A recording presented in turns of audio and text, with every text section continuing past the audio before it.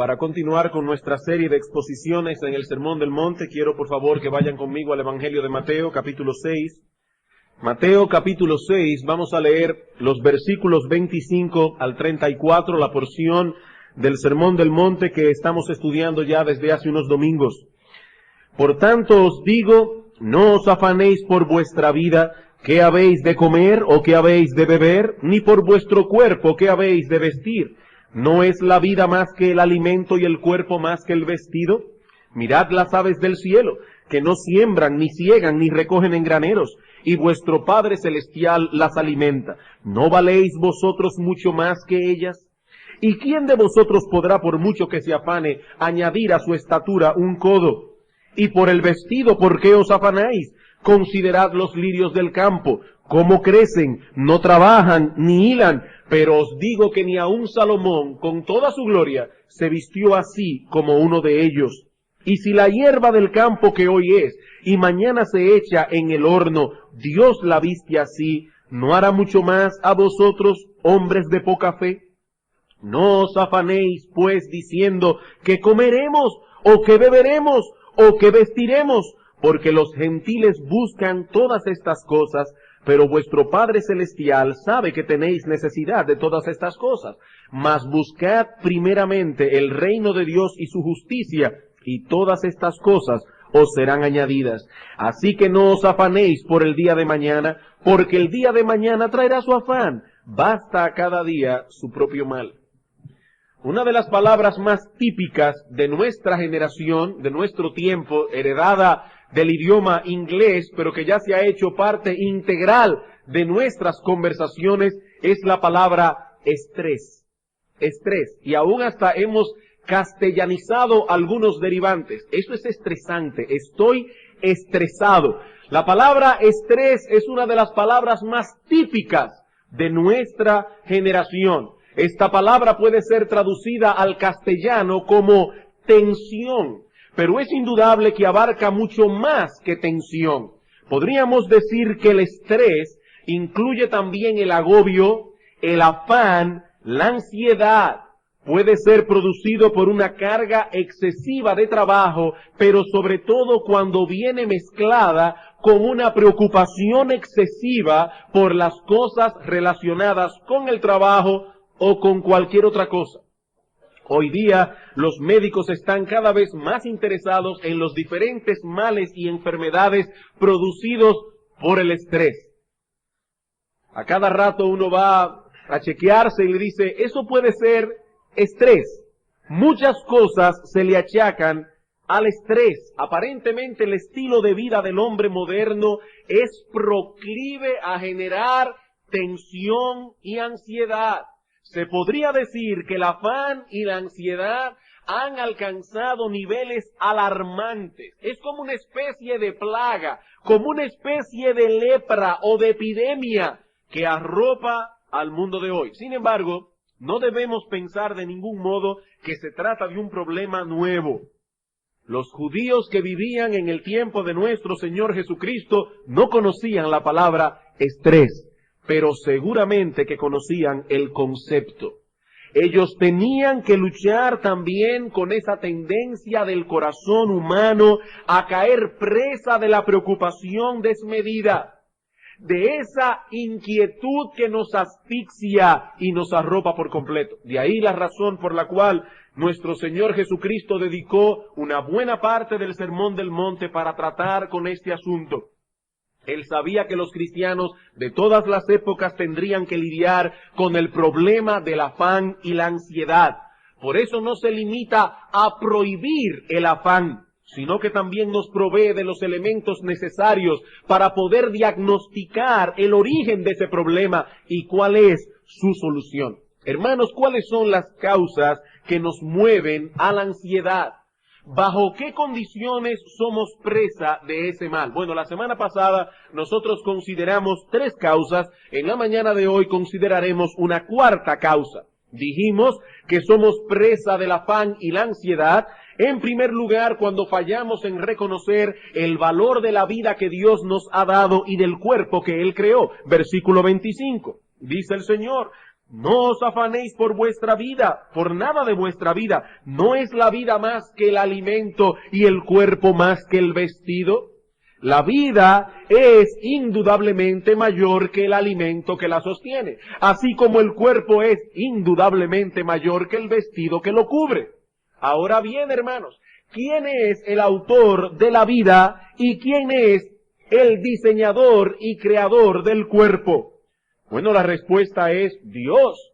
Dios creó la vida, Dios creó el cuerpo. Y lo que el Señor nos quiere hacer entender aquí es que si Dios hizo lo más complicado, no es difícil para Él darnos lo más sencillo. Nos dio la vida, dice el Señor, pero no puede darnos el alimento. Él diseñó y construyó esta maquinaria tan increíble que nosotros conocemos como el cuerpo humano y no nos puede dar un vestido para cubrirlo. Como decíamos en el sermón anterior, es como dudar de que un diseñador de autos sepa cómo echarle gasolina al tanque. Eso es absurdo.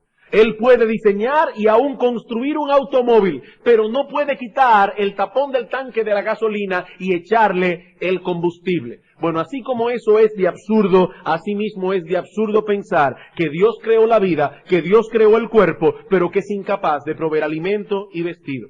En segundo lugar, dijimos que caemos presa del afán y la ansiedad cuando fallamos en reconocer que Dios cuida lo suyo con esmero y de manera especial y particular a sus hijos.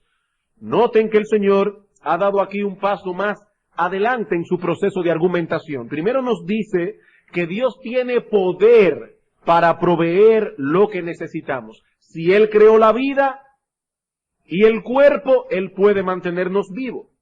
Pero ese poder sería inútil si Dios no tuviese la disposición de usarlo para nuestro bien. Dios puede ser todopoderoso, pero si Él no está inclinado a favorecerme, ese poder a mí no me sirve para nada.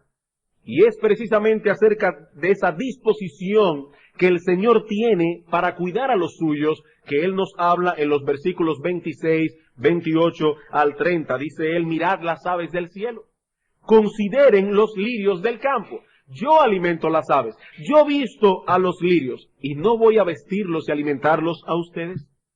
Hermanos, ¿posee Dios en verdad la disposición de cuidar a sus hijos? El Señor responde esta pregunta con dos observaciones muy simples y sencillas. Mirad las aves del cielo, considerad los lirios del campo. ¿Acaso no cuida Dios de las aves? ¿Acaso no es cierto que viste a los lirios del campo con un vestido que ni siquiera Salomón con toda su gloria hubiese podido igualar? ¿Cómo es posible entonces que descuide a sus propios hijos, a aquellos por quienes Cristo murió? Dijimos la vez pasada que las aves no tienen estrés. Y si ellas no experimentan estrés, nosotros tenemos menos razones para experimentarlo. Porque Dios no es el Padre de las aves. Él es nuestro Padre. ¿Cómo podríamos concebir que nuestro Padre Celestial está más interesado en alimentar aves y en vestir flores que en proveer a sus hijos lo que ellos necesitan? Hermanos, ¿cuál es el concepto que tenemos de la paternidad de Dios? ¿Qué clase de Padre creemos nosotros que tenemos? Hermanos amados, el estar ansiosos es un pecado. El estar ansiosos es un pecado, no solo porque es una violación al mandato expreso de nuestro Señor Jesucristo, sino también porque es una afrenta a la sabiduría, a la bondad y el poder de nuestro Dios.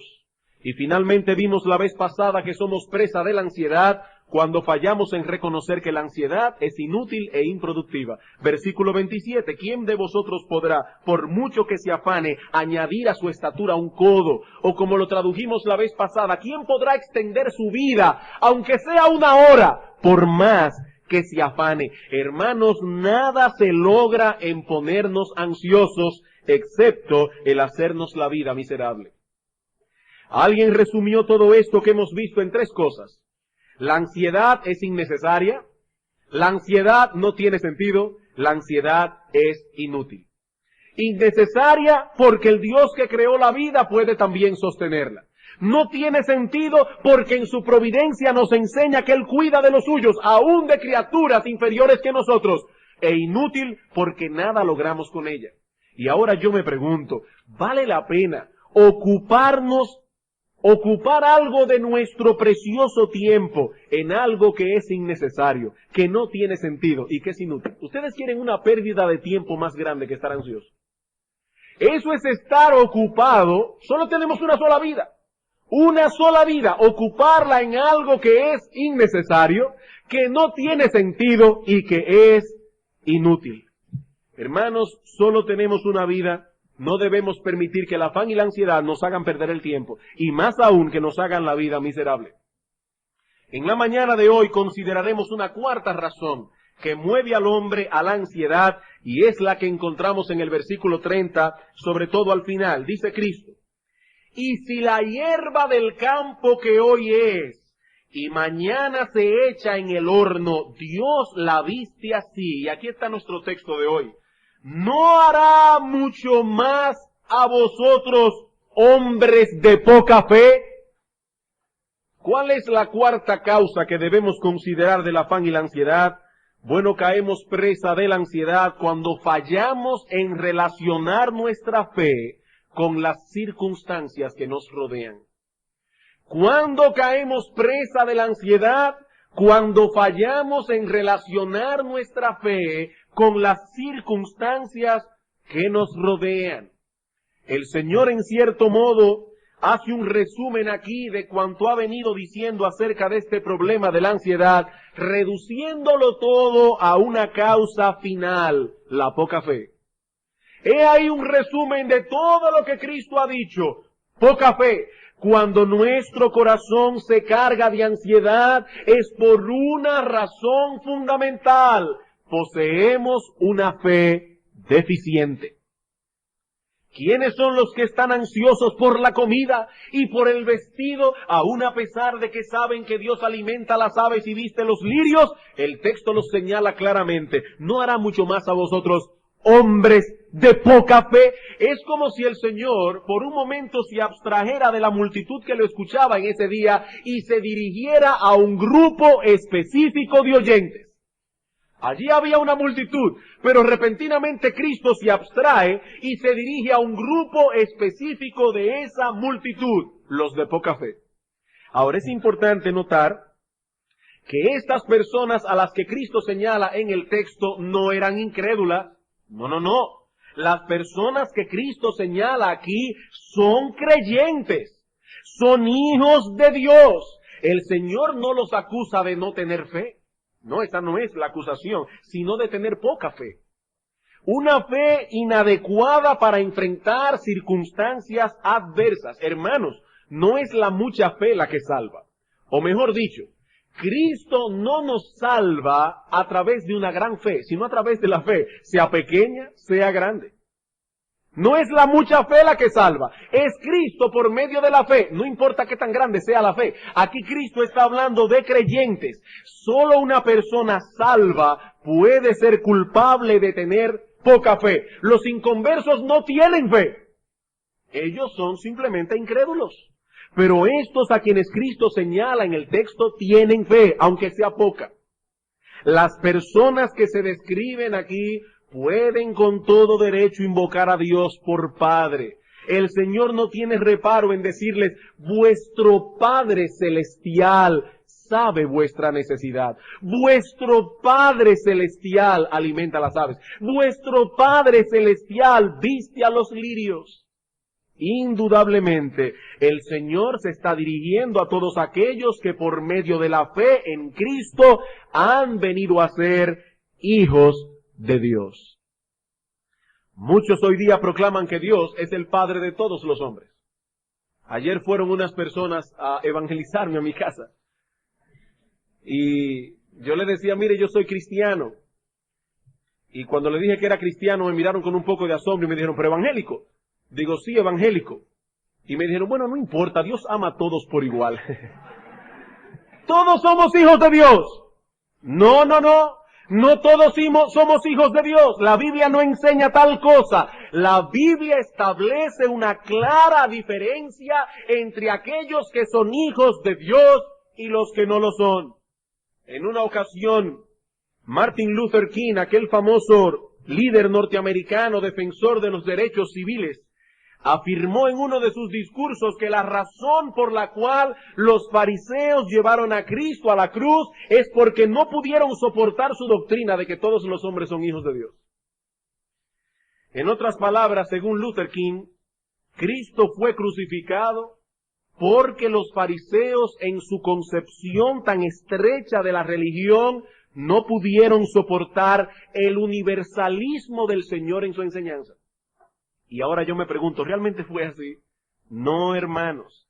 Independientemente de la causa que Luther King defendió, podemos decir sin ambajes que en este punto estaba completa y totalmente equivocado.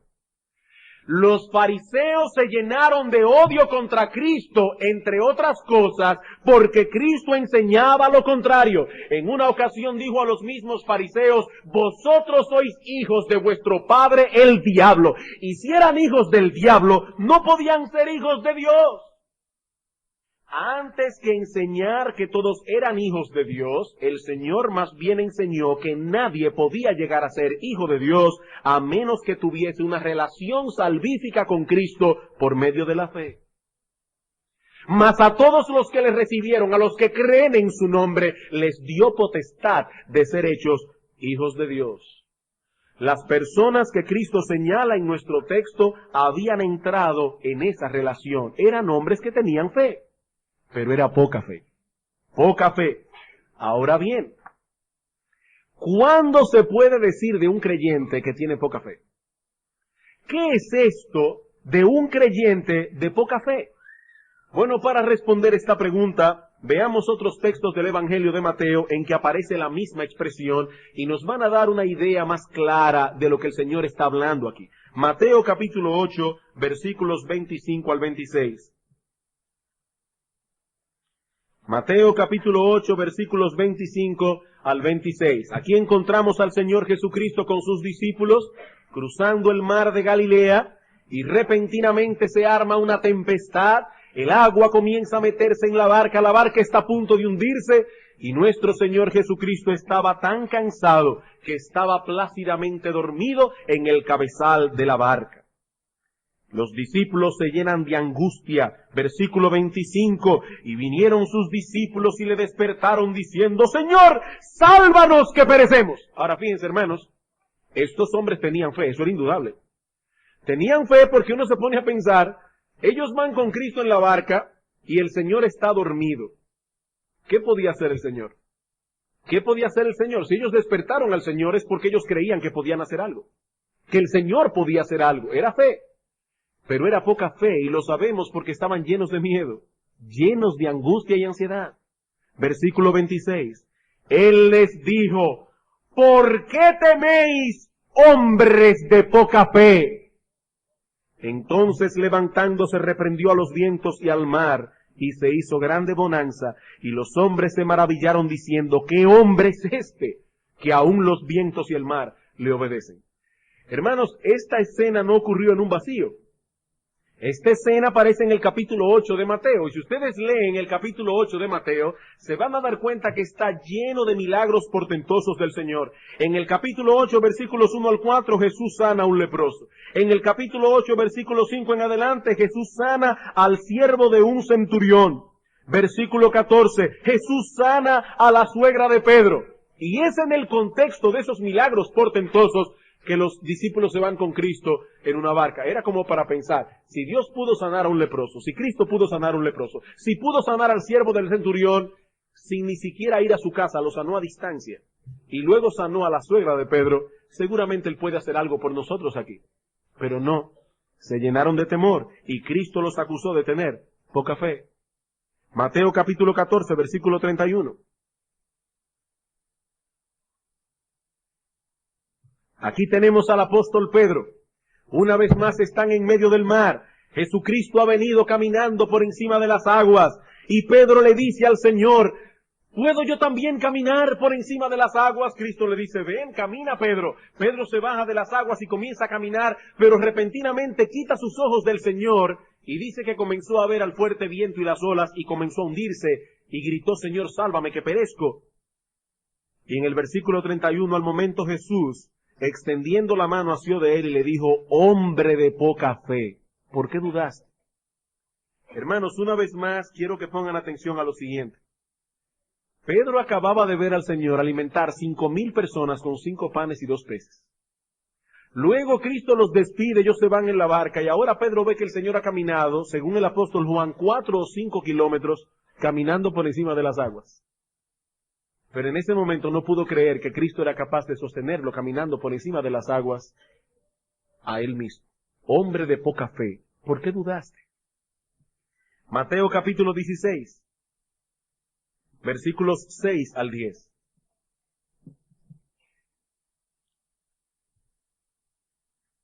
Antes de esta escena ya había ocurrido el segundo milagro en que Cristo alimentó 4,000 personas con unos cuantos panes y peces. Dice en el versículo 6, y Jesús les dijo, mirad, guardaos de la levadura de los fariseos y de los saduceos. Y ellos pensaban dentro de sí diciendo, esto dice porque no trajimos pan. Y extendiéndolo Jesús les dijo, ¿por qué pensáis dentro de vosotros, hombres de poca fe, que no tenéis pan? Yo estoy aquí con ustedes. ¿Por qué piensan que no tienen pan? ¿No entendéis aún, ni os acordáis? Aquí está el problema. No entienden ni recuerdan. Los 5 panes entre 5,000 hombres, ¿y cuántas cestas recogisteis? Ni de los 7 panes entre 4,000, ¿y cuántas canastas recogisteis? En todos estos textos aparece la misma acusación. Hombres de poca fe. Hermanos, ¿cuándo se puede decir de un creyente que tiene poca fe? Bueno, estos textos nos dan la respuesta. Cuando son incapaces de relacionar su fe con su necesidad presente. Cuando son incapaces de relacionar su fe con una necesidad específica. Muchos cristianos poseen una fe poderosa en la obra redentora de Cristo y en su participación personal en dicha obra. Nunca experimentan dudas de su propia salvación. Están seguros de que su nombre está inscrito en los cielos. Tienen una completa certeza de que el día que cierren sus ojos lo abrirán delante del Señor. Sin embargo, esas mismas personas tienden a abatirse y a dejarse atrapar por la ansiedad en medio de las dificultades. Y la pregunta es, ¿por qué? Porque ellos no relacionan su fe con esas circunstancias adversas. No hacen un uso consciente de su fe en medio de la adversidad. Este es el cuadro que nos presenta el Señor en Mateo 6. El hombre del que nos habla Cristo aquí, o la mujer de la que nos habla Cristo en Mateo 6, es capaz de creer que Dios envió a su Hijo a morir en una cruz para salvarle. Es capaz de creer que Cristo le perdonó todos sus pecados. Él cree todo eso, pero cuando piensa en la ropa de sus hijos, cuando piensa en el sostén de su familia, cuando piensa en las cuentas que tiene por pagar, entonces se llena de temor y de ansiedad. Eso es poca fe. Eso es poca fe. Él puede confiar en Cristo para la salvación eterna de su alma, pero no puede confiar en que Cristo tenga poder para llenar una pequeña cavidad en el estómago. Él no puede creer eso. Él no puede descansar completamente en que Cristo, que salvó su alma, puede llenar un vacío que tiene en el estómago. Eso fue lo que sucedió con los discípulos. Lo vieron hacer un sinnúmero de milagros, pero no podían confiar en que Cristo tenía poder para calmar el mar en tempestad. Pedro lo vio sanar a una multitud de enfermos. Pedro lo vio alimentar una multitud con 5 panes y 2 peces. Luego lo vio caminar sobre las aguas. Y aún así dudó cuando se vio a sí mismo en medio del mar, solo porque el viento soplaba muy fuerte. Señores, que el viento soplaba muy fuerte. El problema básico de estos cristianos es que no pueden sobreponerse por momento a las realidades que sus ojos ven. El viento, el mar, las olas, ellos no pueden sobreponerse a esa realidad que sus ojos ven, de tal manera que no pueden ver aquello que no se ve sino con los ojos del alma. Ellos no pueden ver aquello que no se ve excepto con los ojos del alma. Pedro vio el viento y ¿qué sucedió? Se llenó de pánico. Olvidó por un momento que Cristo estaba allí. Cristo estaba allí de pie sobre las aguas, como si estuviese encima de una plataforma. Y aún así, dudó. Dice el doctor Lloyd Jones, ser de poca fe significa ante todo que las circunstancias nos dominan en vez de dominarlas nosotros a ellas. El hombre de poca fe vive a expensas de sus circunstancias. La vida lo gobierna. La vida lo gobierna. Se convierte en una víctima de sus preocupaciones. Preocupaciones que no parece poder controlar.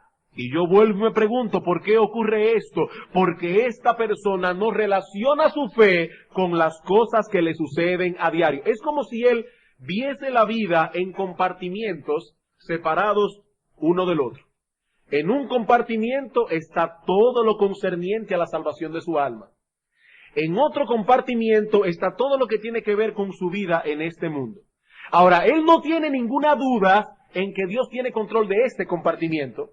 Sin embargo, no se ha detenido a considerar el hecho de que si Dios controla este, también controla este. Él no se detiene a pensar.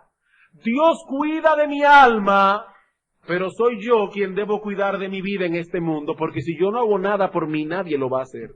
Nadie lo va a hacer. ¿Saben a la larga cuál es el problema básico del hombre de poca fe? Que no piensa en una forma adecuada. Los problemas lo agobian de tal modo que no se detiene siquiera a pensar y meditar en lo tonto del afán. Son como los judíos cuando estaban en el desierto. Dios los ha librado de la esclavitud de Faraón a través de una cadena de hechos portentosos. Pero cuando se vieron entre el ejército de Faraón y el mar, no solo se llenaron de ansiedad, sino que se quejaron contra Dios. No se detuvieron a pensar, si Dios nos sacó de Egipto, seguramente podrá sacarnos de este problema también. Pero el asunto no terminó allí.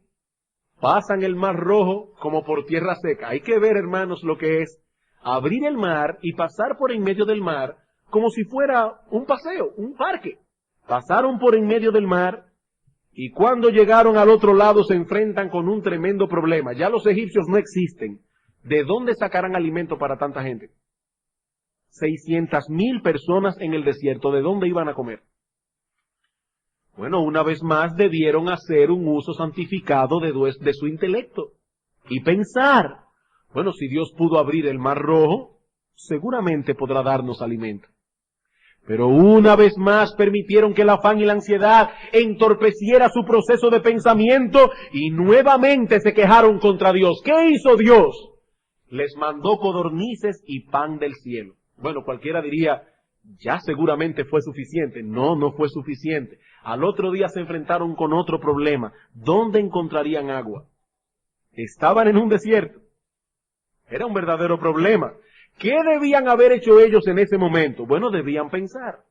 Si Dios nos sacó de Egipto, abrió el Mar Rojo en dos, nos dio carne y pan, ¿será difícil para Él darnos agua? Por supuesto que no. Si Dios proveyó una cosa, seguramente podrá proveer la otra. Pero no lo pensaron así, ni siquiera se detuvieron a pensar. Hermanos, el gran problema del hombre que tiene poca fe es este. Es un hombre irreflexivo, es un hombre que no medita, no se detiene a pensar. Fe, según la enseñanza de nuestro Señor en este párrafo, es primordialmente pensar.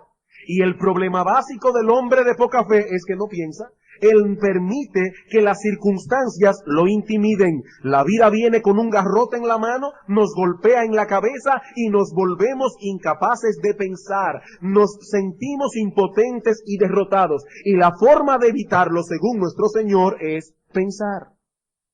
Pensar. Y más adelante añade, el problema de la persona de poca fe es que en lugar de controlar su propio pensamiento, ese pensamiento está controlado por otra cosa, las circunstancias adversas. Y como suele decirse, va dando vueltas en círculos. Esa es la esencia de la preocupación. La esencia de la preocupación. ¿Y qué va a pasar conmigo ahora? ¿Y cómo voy a resolver este problema? ¿Y cómo podré enfrentar esto o aquello? Hermanos, eso no es pensar en una forma cristiana. Eso es caer derrotado ante las dificultades de la vida como quien no tiene a nadie a quien acudir. En otras palabras, eso es pensar como piensa un pagano. Eso es pensar como piensa un pagano. Vean el capítulo 6 otra vez de Mateo. Mateo capítulo 6, versículo 31 y 32. No os afanéis pues diciendo qué comeremos, o qué beberemos, o qué vestiremos, porque los gentiles, es decir, los paganos que no conocen al verdadero Dios, los gentiles buscan todas estas cosas, pero vuestro Padre Celestial sabe que tenéis necesidad de todas estas cosas. Pastor, ¿y cuál es el problema de que yo busque comida, bebida y vestido? No hay ningún problema. Yo debo en una forma diligente y responsable buscar todo aquello que es necesario para mi propio sostén y el de mi familia. Eso es lo que todo hombre debe hacer. Pero los gentiles o los paganos no se limitan a buscar esas cosas en una forma diligente y responsable. La palabra que Reina Valera traduce aquí como buscar es una palabra griega compuesta que significa buscar afanosamente. El hombre pagano hace de la búsqueda de esas cosas el todo de su existencia. Estas personas no conocen a Dios y como no lo conocen viven sin esperanza. Pablo describe a los paganos en su carta a los Efesios como personas que viven sin esperanza y sin Dios en el mundo. Cuando algo ocurre no tienen a nadie a quien acudir, no tienen a nadie en quien descansar y por eso se afanan. Leí en estos días algo que me causó mucha gracia. Una persona que vivía preocupada, muy preocupada todo el tiempo, de repente se encuentra con un amigo y lo ve muy tranquilo y dice, fulano, ven acá, pero tú sí has cambiado. Tú siempre vives con un rostro preocupado y hoy estás como una Pascua. Dice, es que ya yo resolví mi problema, yo encontré una persona que se preocupara por mí. ¿Y cómo es eso? Bueno, yo contraté un individuo, lo contraté para que se preocupara por mí. ¿Y cuánto le pagas por eso? Bueno, él me cobra 10,000 pesos a la semana. ¿Y de dónde vas a sacar el dinero para pagarle 10,000 pesos a la semana? Dice, no, de eso se preocupará él. Él se preocupa por mí, yo no me preocupo por nada. Hermanos, eso parece un chiste, pero la verdad es que nosotros tenemos una persona que se preocupa por nosotros. Nosotros tenemos a alguien que ha decidido preocuparse por mí. ¿Acaso no dice Dios en Primera de Pedro capítulo 5, echen su ansiedad sobre mí, que yo tengo cuidado de vosotros? Él tiene cuidado de nosotros y nosotros no tenemos que pagarle un solo centavo. Pero el pagano no tiene quien se preocupe por él. Por eso se deja arropar por el afán y la ansiedad. Hermano amado, la próxima vez que el afán intente abrirse paso en tu corazón, recuerda esto. Si te dejas dominar por él, estás actuando como un pagano. Estás actuando como una persona que no conoce a Dios. El afán es pagano en esencia. El afán no es otra cosa que la respuesta natural de un hombre sin Dios, de un hombre que vive a merced de las circunstancias. Pero nosotros los cristianos sabemos que eso no es así. El mundo no es una máquina loca que se mueve sin saber a ciencia cierta qué sucederá mañana. No es cierto que nosotros no sabemos qué sucederá mañana, pero Dios sí lo sabe, porque es Él quien controla todas las cosas, y más glorioso aún, Él lo controla para nuestro bien. Sabemos que a los que aman a Dios todas las cosas le obran a bien, Romanos 8:28. Esto es a los que conforme a su propósito son llamados, pero el hombre de poca fe no puede aplicar esas verdades en el momento en que lo necesita. Alguien dirá, pastor, yo creo que usted estaba pensando en mí cuando hizo ese mensaje, porque me ha retratado a la perfección. La pregunta es, ¿y qué hago yo para poder salir de ese estado de poca fe a un estado de mucha fe? Bueno, para poder resolver este problema, debes orar, pero no solo debes orar, debes usar la cabeza y pensar adecuadamente. Porque ese es todo el problema. Ese es todo el problema. Eso es lo que el Señor está diciendo así aquí a sus discípulos que ellos deben hacer. El Señor los está poniendo a pensar. Él les dice, vengan ustedes que están afanados y piensen, ¿no es la vida más que el alimento? ¿Y el cuerpo más que el vestido? ¿Qué es lo que Él quiere? Que piensen. Ven acá, hijo mío, tú que estás afanado. ¿Dios alimenta a las aves? Sí. ¿Dios viste a los lirios del campo? Sí. ¿Y por qué tú piensas que no te puede cuidar a ti? ¿Que no te puede alimentar a ti? O piensa, ¿qué vas a lograr con ponerte ansioso si no puedes añadir a tu estatura un codo por más que te afanes? Cristo quiere ponerlos a pensar. He ahí, hermanos, la solución al problema de la ansiedad. Detente a pensar. Piensa correctamente en el valor de la vida que Dios te ha dado, en la forma en que Dios cuida de su creación, pero sobre todo en la forma en que cuida de sus hijos. Mateo 6:32 dice, los gentiles buscan todas estas cosas, pero vuestro Padre Celestial sabe que tenéis necesidad de todas esas cosas. Hermano mío, considera el carácter de Dios. Él conoce tus necesidades, pero no solo las conoce, sino que se preocupa por ellas. Y no solo las conoce y se preocupa, sino que también tiene poder para suplir para todas tus necesidades. Hermano, medita en estas cosas. No cuidó Él de su pueblo durante 40 años cuando estaban en medio de un desierto. ¿Por qué piensas que Él no puede o que no quiere cuidarte a ti? Cuando los hijos de Israel salieron de Egipto por la mano poderosa de Dios y se encontraron de repente entre el ejército de Faraón y el mar, ¿cómo reaccionaron ellos? Se airaron contra Dios y contra su siervo. ¿Se airaron? Y aún pensaron mal de Dios. Fue para eso que Dios nos sacó de Egipto, para matarnos en el desierto. Hermanos, qué visión más terrible y distorsionada de Dios.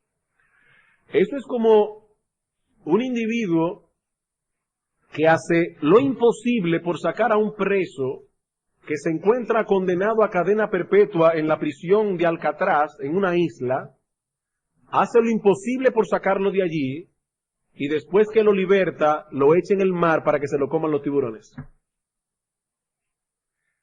Dios envió a su Hijo al mundo a morir por nuestros pecados, a librarnos de la condenación eterna.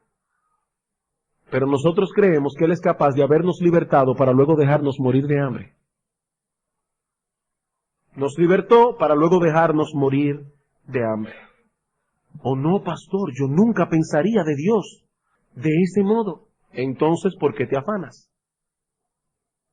¿Por qué estás ansioso? ¿Sabes por qué estás ansioso?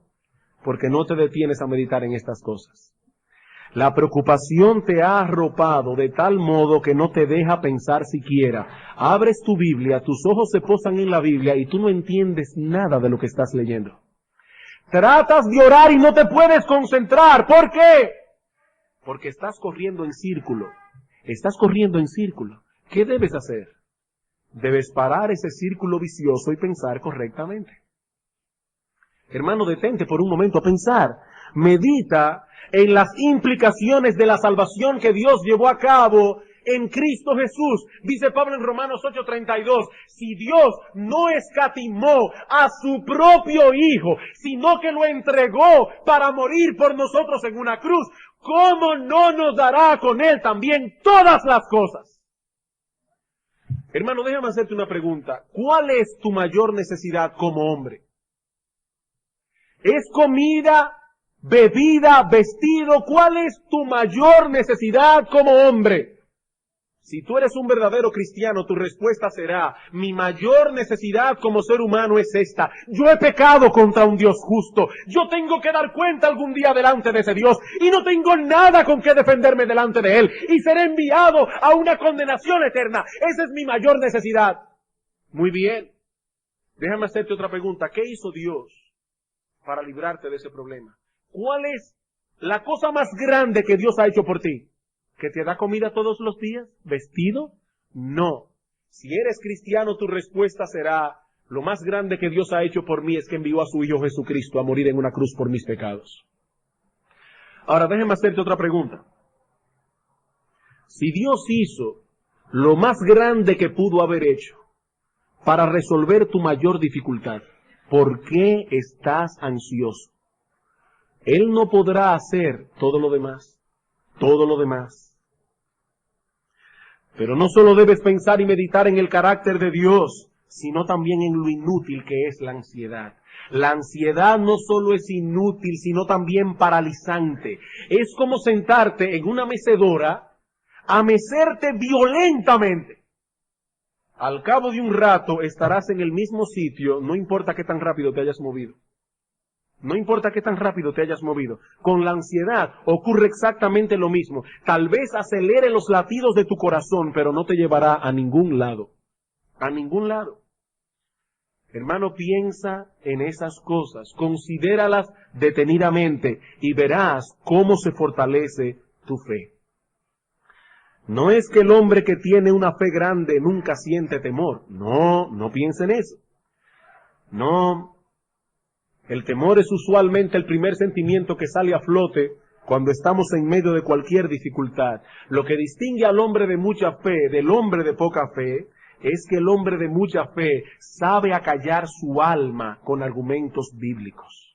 Sabe acallar la voz de su alma con argumentos bíblicos.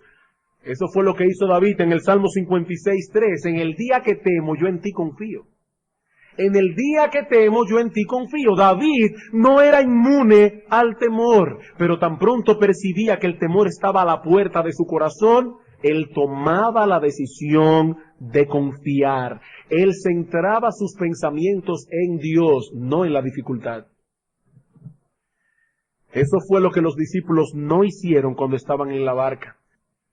Lucas capítulo 8, versículo 22. Aconteció un día que entró en una barca con sus discípulos y les dijo: pasemos al otro lado del lago, y partieron. Pero mientras navegaban, él se durmió y se desencadenó una tempestad de viento en el lago, y se anegaban y peligraban. Y vinieron a él y le despertaron diciendo: Maestro, maestro, que perecemos. En el Evangelio de Mateo dice: Maestro, ¿no te da cuidado de nosotros que perecemos? Despertando él, reprendió al viento y a las olas, y cesaron, y se hizo bonanza, y les dijo: ¿dónde está vuestra fe? Hermanos, escuchen esta pregunta. ¿Dónde está vuestra fe? Ustedes tienen fe. ¿Qué hicieron con ella? ¿Por qué no aplicasteis vuestra fe a esta circunstancia en particular? Hermanos, no es suficiente que tengamos fe. Si queremos librarnos del afán y la ansiedad, tenemos que aplicar dicha fe a las diversas circunstancias de la vida. Y a medida que hagamos eso, nuestra fe se fortalece, se acrecienta. Las pruebas son el gimnasio en que el creyente ejercita su fe. Si no tuviésemos ninguna prueba, siempre tendríamos una fe débil. Los grandes hombres de fe son aquellos que la han ejercitado en medio de las circunstancias adversas de la vida. Es el hombre que se ve metido en un problema y dice: estoy en medio de un gran problema. No voy a ser utópico, no voy a ser escapista, estoy en medio de un gran problema y no veo ninguna solución a la mano. Pero Dios conoce mi situación y más aún Él se preocupa por mí y más aún Él tiene poder para librarme de esto. Y si todo eso es verdad, ¿por qué te abates, oh alma mía? ¿Y por qué te turbas dentro de mí? Espera en Dios. Así es que debe pensar un cristiano. Y el que no piensa así está pensando como un pagano. Está pensando como un pagano. Hermano, suena muy bien decir la ansiedad es un pecado, pero debemos pedir al Señor que abra nuestra conciencia para que sepamos llevar a Dios en arrepentimiento ese pecado. Estar ansioso es un pecado. Es un pecado. Un pecado que debemos confesar delante de Dios, como cualquier otro pecado. Cuando Cristo iba camino a la casa de Jairo para sanar a su hijita enferma, Los evangelios cuentan que algunos hombres se adelantaron y se encontraron con ellos para decirle: Jairo, tu hija ha muerto. Jairo, tu hija ha muerto. Y yo supongo que Cristo, con sus ojos como llamas de fuego, pudo ver dentro del corazón de este padre que estaba comenzando a llenarse de ansiedad y de inquietud. ¿Saben qué le dijo Cristo? No temas, cree solamente. No temas, cree solamente. Ejerce tu fe. Ejerce tu fe. Si Cristo podía sanarla, también podía resucitarla. En el día que temo, yo en ti confío. Sí, hermanos, debemos orar al Señor que aumente nuestra fe, pero no debemos limitarnos a orar. Debemos pensar. O para ser más preciso, debemos pensar como cristianos. Solo así podremos librarnos del afán y la ansiedad. Para concluir en esta mañana, quisiera hacer una última observación. Brevemente, ya hemos visto cuáles son las causas que originan el afán y la ansiedad. Y hemos visto en cierto modo cómo puede un cristiano lidiar con esas causas. Y al contemplar este material como un todo, se hace palpable y evidente el hecho de que solo un verdadero hijo de Dios puede tener victoria genuina y perdurable sobre ese mal. Solo un verdadero hijo de Dios puede tener victoria perdurable sobre ese mal. Ay, pastor, pero yo conozco muchos inconversos que viven muy tranquilos. Mira, hermano, un inconverso puede ser un indolente y no preocuparse por nada, pero eso no es una victoria, eso es una tragedia. Nunca la indolencia es una virtud. Nunca veamos la indolencia como una virtud. Pero aquí no estamos hablando de ser indolentes. Aquí tenemos a un individuo que no toma la vida a la ligera, que se preocupa incluso por cosas que los demás no se preocupan. Y sin embargo el cristiano tiene la capacidad de mantener esa preocupación en sus límites propios para que no lleguen más lejos de donde deben llegar. El Hijo de Dios puede echar mano de la paternidad de Dios, de las promesas de Dios, del carácter de Dios. Pero ¿qué puede hacer un hombre que no tiene a Dios por Padre, sino más bien como su juez, y que algún día tendrá que presentarse delante de Él para escuchar el veredicto? Es: huid delante de mí, malditos, al fuego eterno, preparado para el diablo y sus ángeles. ¿Cómo puede ese hombre librarse del afán y la ansiedad? Un hombre que no tiene acceso al trono de la gracia para clamar allí a Dios que tenga misericordia de él. ¿Cómo puede luchar con el afán y la ansiedad? Y ahora, mi amigo, yo te pregunto, tú que estás aquí en esta mañana, ¿puedes tú decir con certeza que el Dios que se nos revela en su palabra es tu Padre?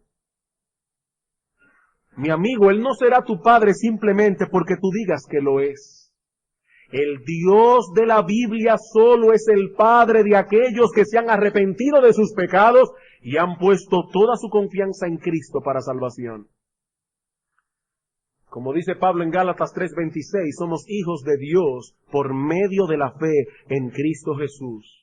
O el texto que citamos hace un momento en Juan 1:12, mas a todos los que le recibieron, a los que creen en el nombre de Cristo, les dio potestad, el derecho de ser hechos hijos de Dios, los cuales no son engendrados de voluntad de carne, ni de voluntad de sangre, ni de voluntad de varón, sino de Dios. Es Dios con quien concede esa potestad y ese derecho de ser llamados hijos de Dios.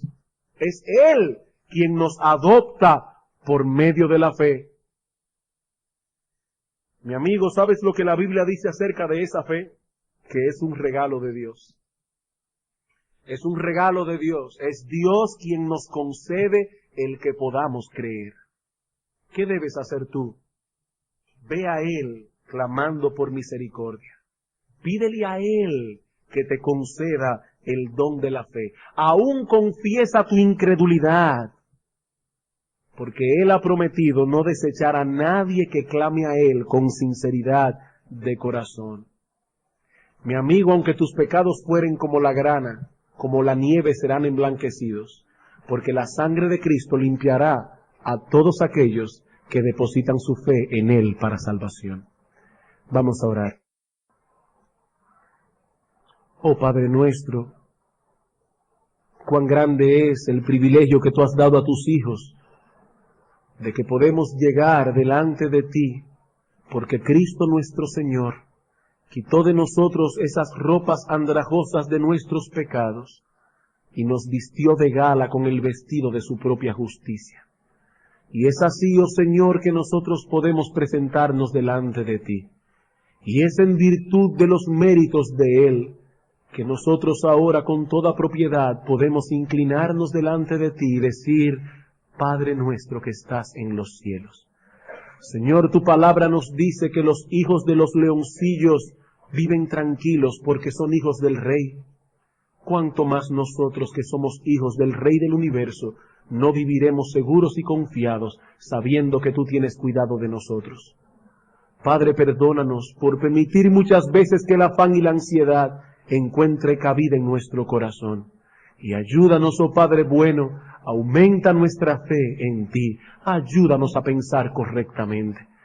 Pero de igual manera, Padre, nosotros queremos implorarte una vez más en esta mañana, por todos aquellos que están aquí sin Cristo, aquellos hombres y mujeres que no pueden, con libertad de corazón, levantar sus almas delante de ti y llamarte Padre, porque aún están muertos en sus delitos y pecados.